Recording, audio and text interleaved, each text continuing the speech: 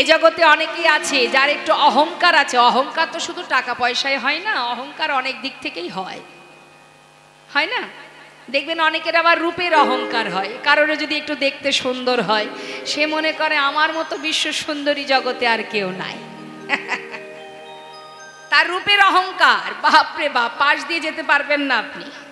হ্যাঁ, তার অহংকার শুধু টাকার হয় না, রূপেরও হয়।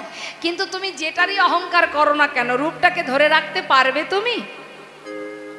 যতই দামি দামি ক্রিম মাখো না কেন, একবার জলে ধুলে সেই যা ছিল তাই থাকবে।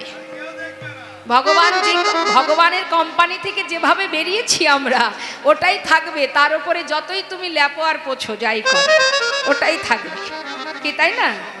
যতই আমরা শরীরকে চর্চা করি, যতই সেবা যত্ন করি না কেন, দেখতে দেখতে যখন ঘর, নতুন বাড়ির যেমন বয়স হয়ে গেলে ঘুম ধরে যায়, খসে খসে পড়ে, আমাদের এই দেহ ঘরটা, এটা তো ভগবানের দেওয়া ঘর।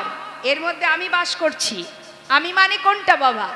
এই যে আপনাদের সামনে দাঁড়িয়ে আমি কথা বলার শক্তিটা এখনো আছে আমার, এটাই হলো আমি।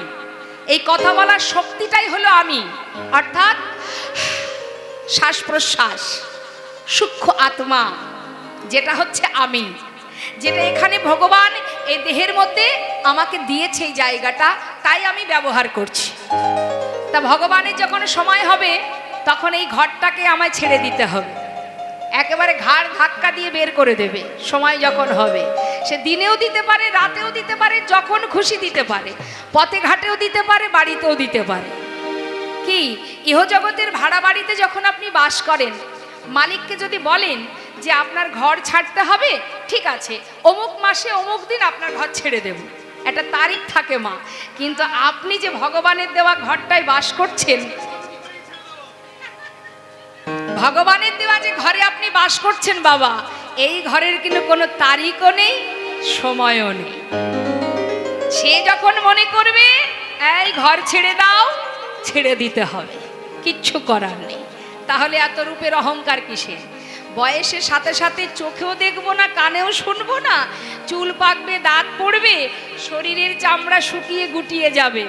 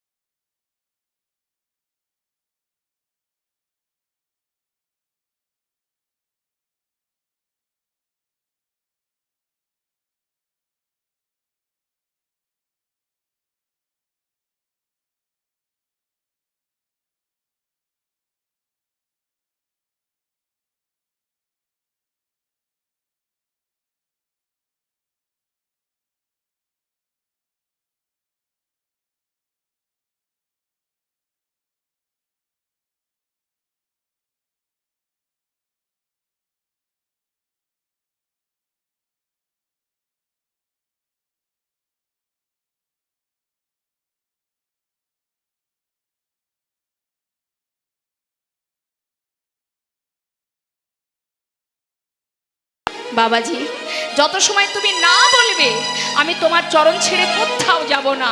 আগে বলো কি আমার অপরাধ, কেন এখনো আমার দীক্ষা হচ্ছে না?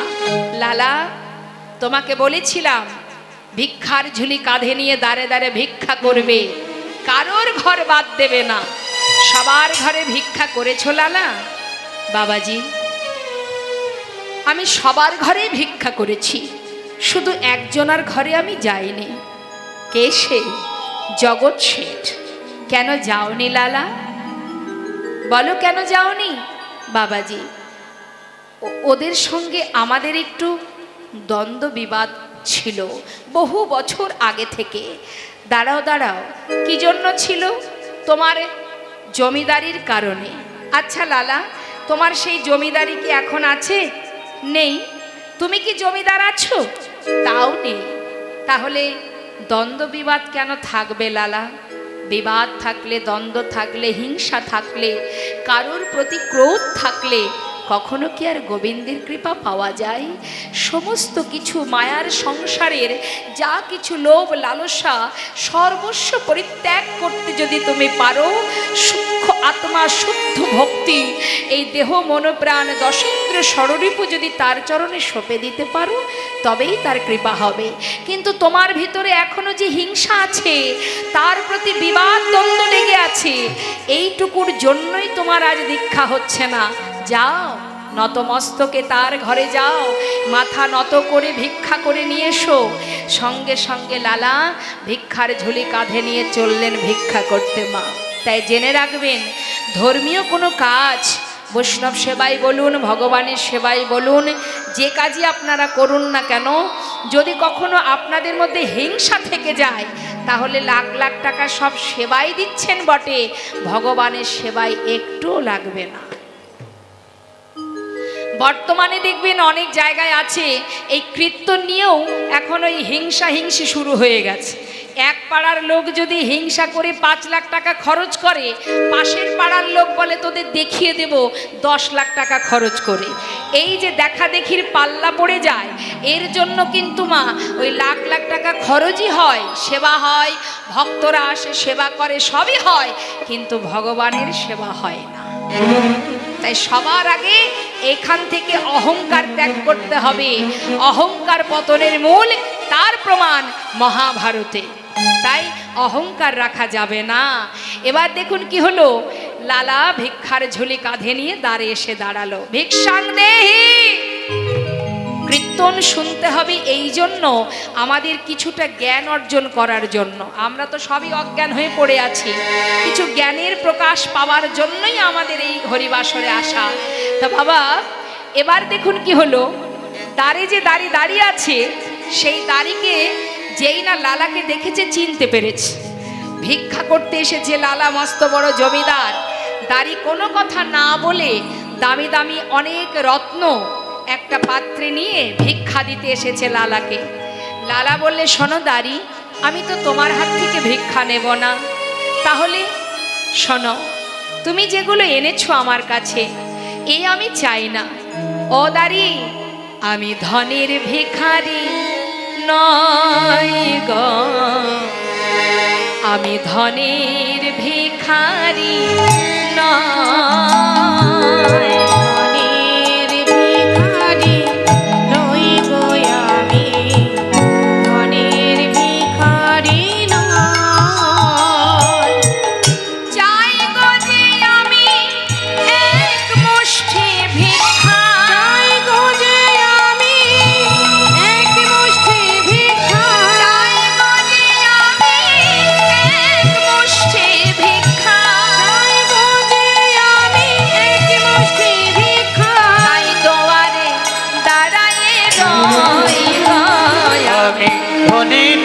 ভিখারি নয়, আমি ধনের ভিখারি নয়, আমি ধনের ভিখারি নয়। তা যদি মরে এক মুষ্টি ভিক্ষা,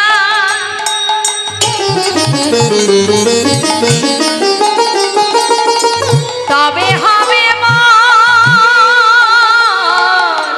গুরু পদে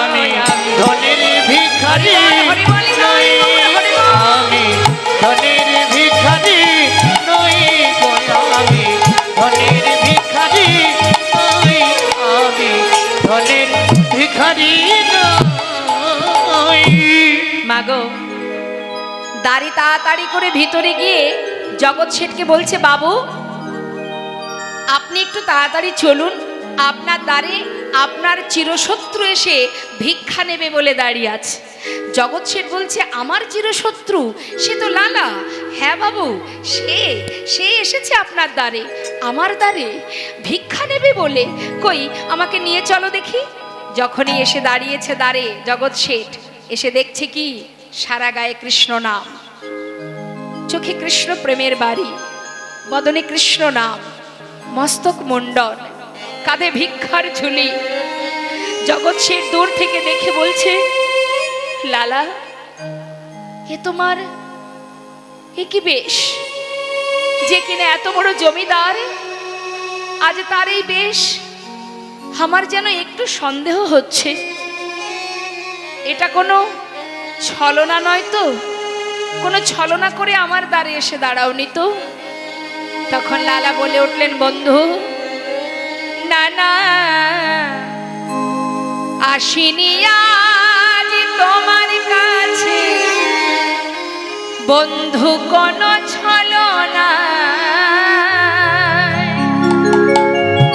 ওই দেখো ঘাটের মাঝি পার ঘাটাতে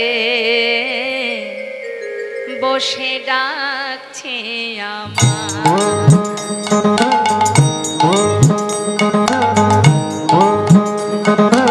না না, আসিনি আজ তোমার কাছে বন্ধু কোন ছলনা। ঘাটের মাঝি পার ঘাটাতে ডাকছে আমার। না না, আসিনি আজ তোমার কাছে বন্ধু কোন ছলনা। ঘাটের মাঝি পার ঘাটেতে ও বসে ডাকছে আমার। ও বন্ধু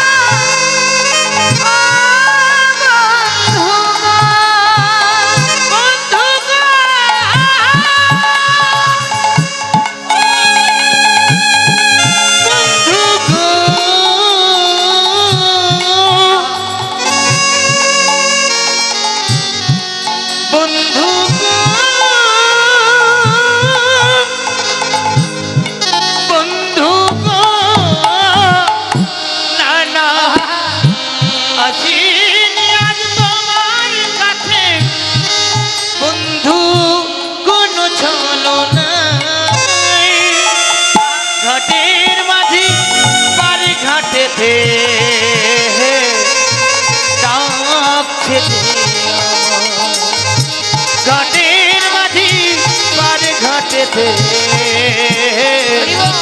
ডাকছে। বন্ধু যদি এক মুষ্টি দাও গো ভিক্ষা, তবে হবে মোর ওই গুরু পদে দীক্ষা। যদি এক মুষ্টি দাও গো ভিক্ষা,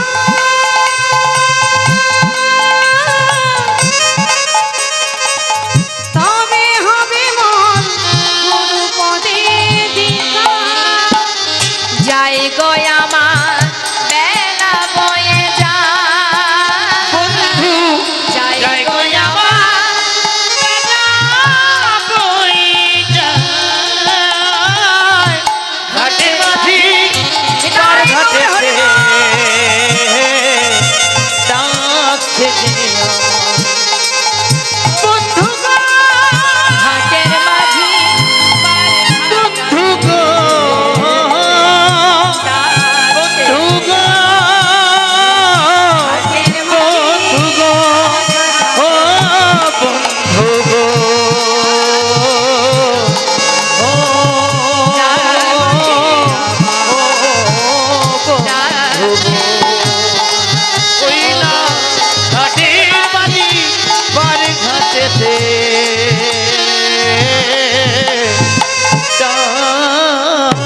ডাকছে আমায়। জগৎ শেঠ লালার কথা শুনে এক মুষ্টি তন্ডুল তার ঝোলার মধ্যে দিয়ে দিলেন। আর যেই না ভিক্ষাটা পেয়েছে মা, আর কি লালা কোনো দিকে তাকায়? কোনো দিকে না তাকিয়ে সেই ভিক্ষাটুকু নিয়ে ছুটতে ছুটতে, বাবাজি বাবাজি, এই দেখো আমি এনেছি এনেছি বাবাজি, এবার আমায় ভিক্ষা দাও বাবাজি, ভিক্ষা দাও। বাবাজি বলছে, দাঁড়াও লালা, নিশ্চয়ই তোমায় দীক্ষা দেব, কিন্তু তোমার পিছনে কে আসছে? আমার পিছনে? হে কি বন্ধু, বন্ধু তুমি? জগৎ শেঠ বলে উঠলেন, হ্যাঁ বন্ধু, আমি তোমার পাছু পাছু এসেছি। তুমি যখন আমার দ্বারে দাঁড়িয়ে বললে যে তোমার জীবন বেলা বয়ে যায়, আমি মনে মনে চিন্তা করলাম, তোমার যদি জীবন বেলা বয়ে যায়, আমারও তো জীবন বেলা বয়ে যায়। তাই তোমাকে এক মুষ্টি তন্ডুল দেবার পর তুমি যখন ছুটতে ছুটতে চলে যাচ্ছ, আমি আর ফিরতে পারিনি। আমি তোমার পাছু পাছু ছুটে এসেছি বন্ধু, সর্বস্ব পরিত্যাগ করে। শুধু তুমি আমায় বলো, আমাকে তুমি গ্রহণ করবে, তোমার কাছে সঙ্গী করে নেবে। বাবাজি, ও যে সেই বন্ধু যার প্রতি অভিমান করে, যার দ্বারে আমি ভিক্ষা করিনি, আজ তার দ্বারে গিয়ে তার হাতে এক মুষ্টি তন্ডুল নেবার পর সেও যে আমার পাছু পাছু সব ছেড়ে চলে এসেছে। তুমি ওকে গ্রহণ করো বাবাজি। বাবাজি দুজনকে একসঙ্গে মন্ত্র দিলেন মা। যেই না মন্ত্র পেল, আর কি ধৈর্য মানে? দীক্ষা পেয়েছে মানেই এবার গোবিন্দের দেখা পাওয়ার আশা দ্বিগুণ বেড়ে গেল। দেখা দাও, দেখা দাও প্রভু, দেখা দাও, কোথায় আছো একবার দেখা দাও। পথে পথে ঘুরে কেমন করে ডাকবো তোমায়, কিভাবে ডাকলে তোমার দেখা পাবো? পথে পথে ঘুরতে ঘুরতে গোবিন্দের এমন কৃপা, এমন কঠিন পরীক্ষা, এত কষ্টের পরেও দেখা পাচ্ছে না। লালা স্থির করলেন, তুমি যদি দেখা না দাও, ভগবানের কাছে ভক্তেরই জোর খাটে মা। ভক্ত বলে উঠলেন, দেখা যদি তুমি না দাও, আমি এই প্রাণ যমুনার জলে বিসর্জন করব। ছুটতে ছুটতে যাচ্ছে লালা, পিছন থেকে জগৎ শেঠ বলে উঠলেন, বন্ধু মরতে যদি হয় আমাকে সঙ্গে করে নাও, দুজনে একসঙ্গেই মরব।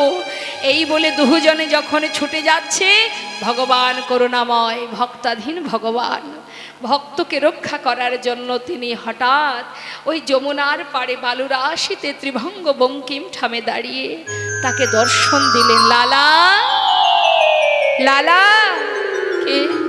পিছন ফিরে তাকিয়ে দেখো। যেই না পিছন ফিরে তাকিয়েছে, অনাদি আদি ভগবান কৃষ্ণকে দর্শন করে ছুটে গিয়ে চরণটা জড়িয়ে ধরেছে। দয়াময়,